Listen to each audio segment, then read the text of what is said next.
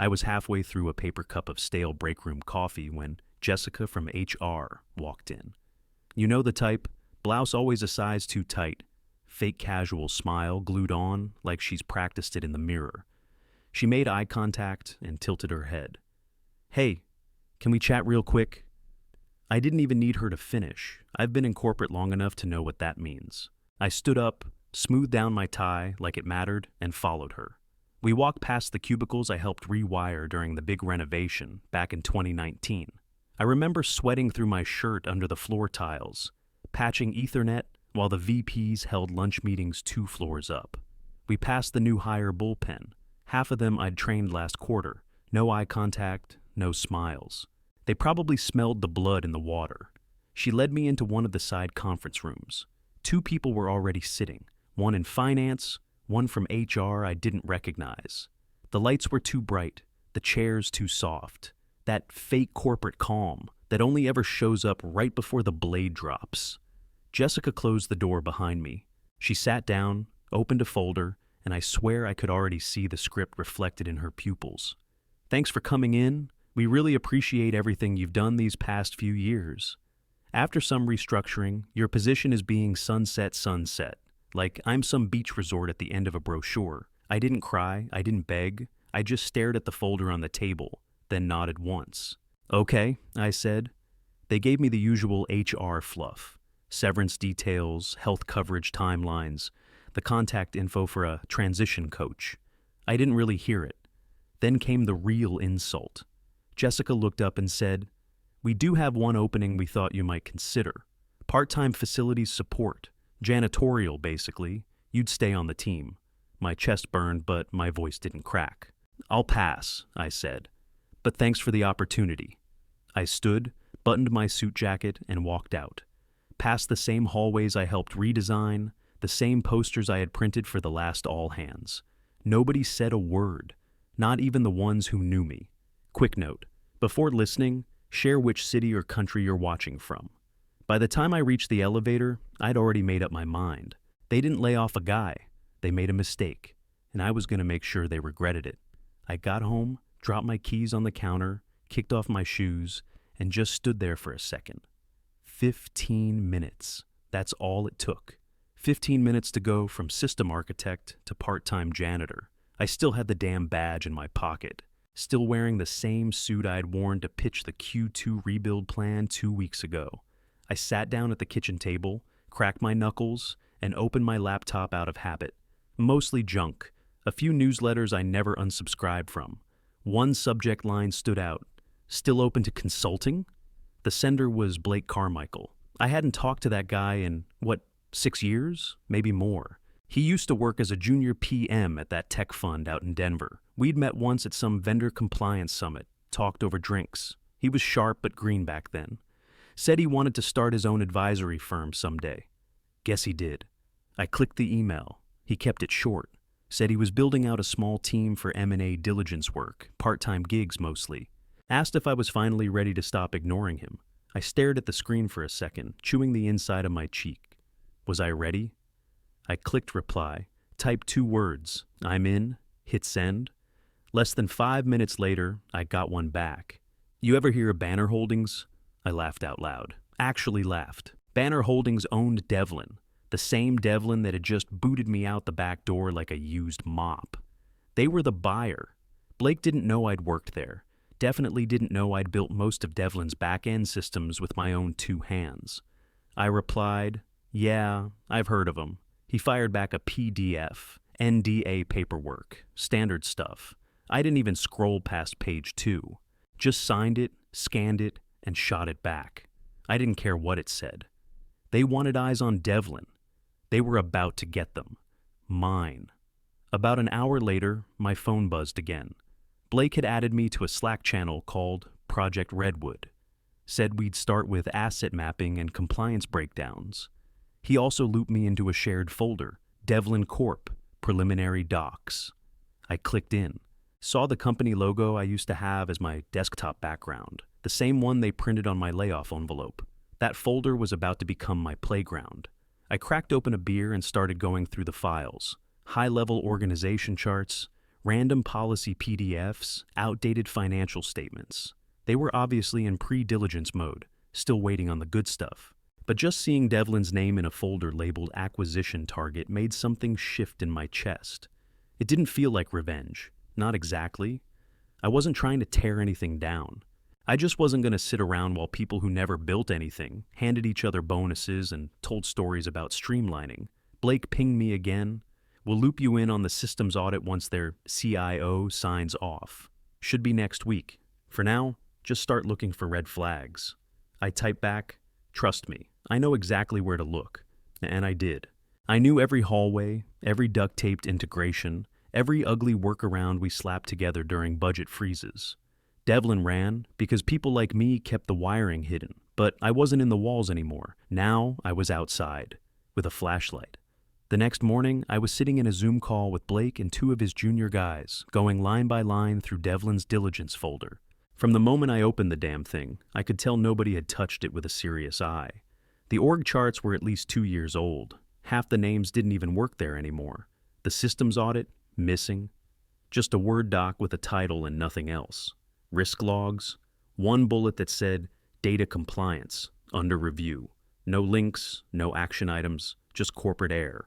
I leaned forward, squinted at the screen and asked, who's handling their infrastructure review? Anyone actually leading this? Blake smiled like he'd been waiting for me to ask. You, if you want it.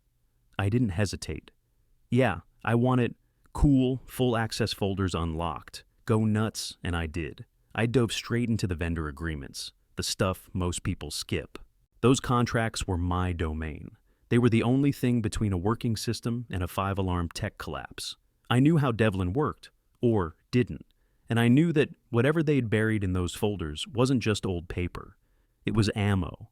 About an hour in, I found it. Clause 7.3, buried in a vendor agreement dated July 2017.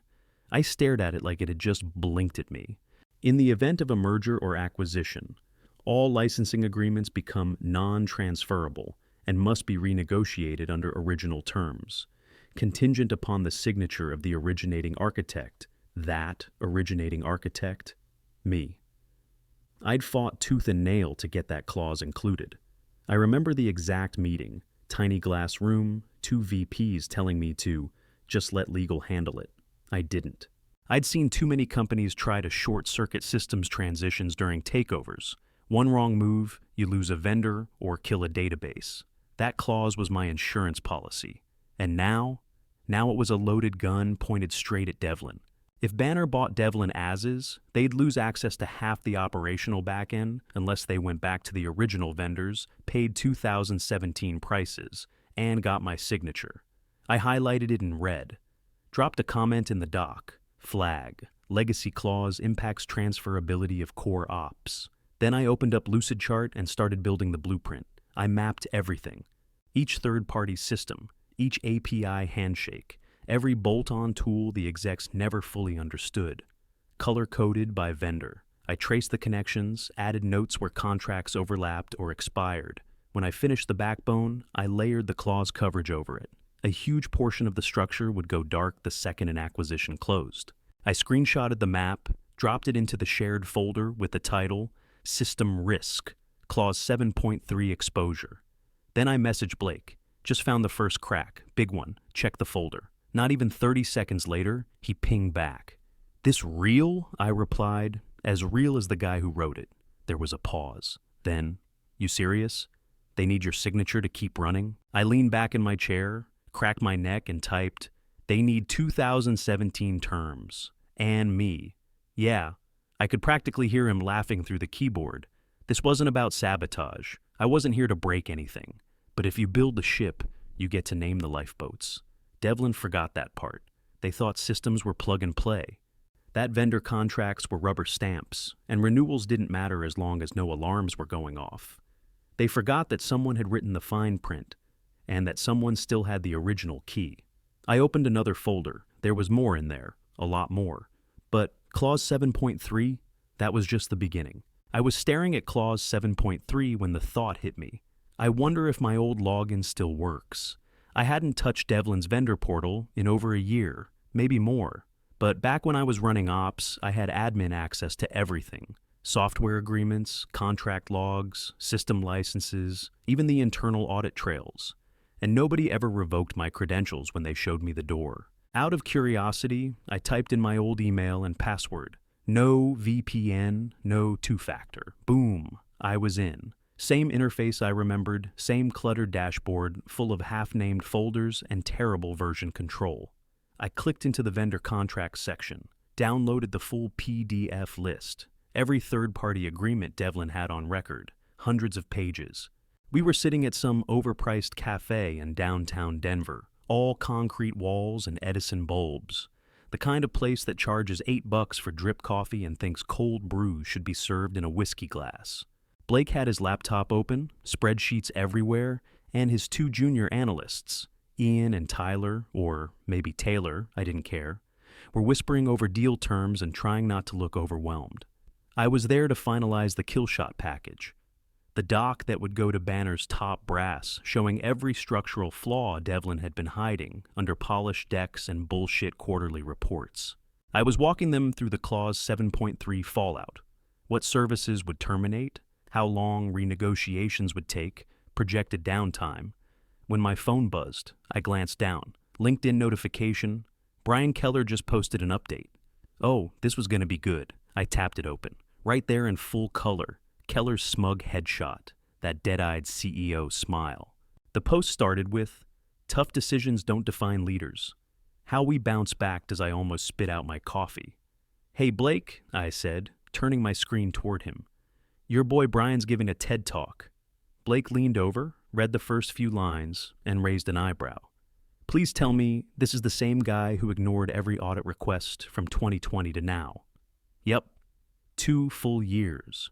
Wouldn't sign off on a single systems review." I scrolled down the post. It was peak corporate garbage. Talked about weathering storms, evolving with intention, and letting go of legacy roles. "Flag it," Blake said without looking up. Every word. He's admitting liability and masking it as strategy. Legal will eat that alive. One of the analysts pulled out his phone and started screen recording the whole post. The other started drafting notes on timeline contradictions. Keller thought he was playing chess. But this was checkers, and the board was already on fire. "This line," I said, pointing to the last paragraph. "Our infrastructure is built to last through any transition. That's gold." He skipped 2 years of audits and let 5 contracts lapse. "That statement alone could be considered misleading." "Perfect," Blake said. "We'll tag it under misrepresentation. Cross-reference with the clauses you flagged." Keller had no clue. He was out there spinning stories on LinkedIn while his foundation was crumbling under his own ego. I didn't even have to lift a finger. The man was handing us ammo, sentence by sentence. "What was the platform license he refused to renew again?" Blake asked. "Ops Suite," I said. "They handle Devlin's automated compliance logging." He cut it to save money. Blake let out a short laugh. "Jesus! No logging, no audit trail. That's not just risky, that's negligence." He didn't care. Thought the IT team would figure it out. We always did, until we didn't. The juniors were typing faster now. The doc was growing by the minute. Keller still thought he was leading something. A turnaround, a tough season, some noble pivot into the next phase. He didn't get it. The building was already burning, and he was too busy polishing the doorknobs. I sat back, stretched my arms, and took a slow sip of the worst cold brew I'd ever had. Let him post. Let him hashtag leadership. He wasn't running anything anymore. He just hadn't realized who lit the fuse. And I was still holding the lighter. I was still at the cafe, phone in hand, when the texts started rolling in. "You okay?" "Keller's freaking out." "Is this layoffs round 2?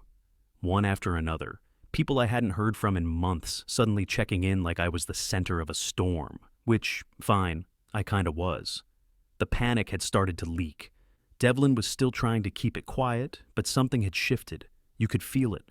Old coworkers were reading the room, and the room was on fire. I didn't answer any of them, just watched the screen light up. 5 missed calls, 3 voicemails, all from people who hadn't even looked up from their desks when I walked out with that cardboard box. I finished my drink and was about to shut it all down when another notification popped up. This time, email. From Jessica McCall. Human resources. Subject, consulting opportunity. Time sensitive. I opened it. She didn't even bother pretending we hadn't just met in a beige conference room where she read off a script and handed me my walking papers. Now she was pretending none of that had happened. Now, she wanted to know if I'd be open to a short-term strategic advisory engagement related to legacy systems and vendor management. I stared at it for maybe 5 seconds. Then hit archive. No reply, not even a one-word response. Let them wonder. I just built the system they chose to ignore, and now they were tripping over their own negligence. I walked back to my car, threw my laptop bag in the passenger seat, and just sat there for a minute with the door open. The breeze felt different, not peaceful, just honest. Inside Devlin, they were scrambling, trying to make sense of the slow collapse under their feet. But nobody knew what to blame yet. That's what made it worse. It wasn't a breach. It wasn't ransomware. There was no headline, no culprit. Just a quiet unraveling, a system falling apart piece by piece, contracts expiring, vendors backing out, support ending with no warning. And they still hadn't figured it out. They still thought someone was attacking them, like I was some vengeful ghost in the wires. But I wasn't haunting anything. I wasn't even in the building. I had just left behind a system with pressure cracks they refused to fix. And now they were stepping on the shards barefoot. The next morning, Blake sent a one-line message. Get on Zoom. Devlin Legal's requesting someone familiar with legacy vendor agreements. I didn't ask questions. Just grabbed my coffee, fixed my collar, and clicked the link. The screen loaded. 6 faces. 4 I didn't recognize. Suits, stressed. 2 I did. Front and center was Devlin's head of legal, Robert Lanning. Back in 2017, he'd called Clause 7.3 overkill for a non-critical support vendor. He said I was too cautious and slowing down progress. Now he looked like he hadn't slept in 3 days. The shared screen showed the acquisition report Blake's team had finalized, annotated, color-coded, fully documented. Clause 7.3 was highlighted in the yellow and red. Notes along the side broke down the impact. 47 contracts affected. 31 marked non-transferable. Critical operations, interrupted on acquisition. The call was already in motion when Blake unmuted. This is the systems architect responsible for most of Devlin's legacy agreements. He'll walk you through the clause. Lanning's eyes flicked toward my box on the screen, and then he froze. He leaned forward. Is that... I didn't answer, just looked straight at him. No nod, no greeting, nothing. The others on the call looked confused. They didn't know who I was yet, but Lanning did. His posture shifted. Slight, but I saw it. Jaw tightened. He knew exactly what was about to happen. One of Banner's legal analysts took over and walked the room through the impact. We've reviewed each affected contract. Clause 7.3 nullifies exclusivity and service terms unless the original agreement is fully honored and resigned by the originating party. In this case, that's the gentleman on this call. All eyes turned to me. I stayed quiet. Let the silence stretch. This isn't enforceable, right? One of Devlin's younger lawyers asked. Blake replied flat. Oh, it's enforceable. He wrote it. Another moment of silence, then more scrambling. They asked about renegotiation, workarounds, short-term renewals. The Banner side kept shutting it down. 47 vendor contracts, the analyst repeated. You don't have the leverage, and most of them are legally expired under the terms of this clause. You'd be starting from scratch. And then the final box appeared. Brian Keller joined the call. No warning, no intro. Just his face filling the screen, looking like he'd aged 10 years in 1 week. His voice came through a little too loud. Sorry, got pulled from another call. What's the issue? Then he saw me. He stopped mid-sentence, blinked, said my name like a question, like he wasn't sure I was real. You? I didn't answer, just stared right back at him. Let him feel it, let him sit in it. He looked to Lanning like someone might explain it away. Nobody did. Banner's team went right back into their summary, unaffected, professional, like it wasn't personal. But it was. Keller stayed quiet the rest of the call, didn't ask another question.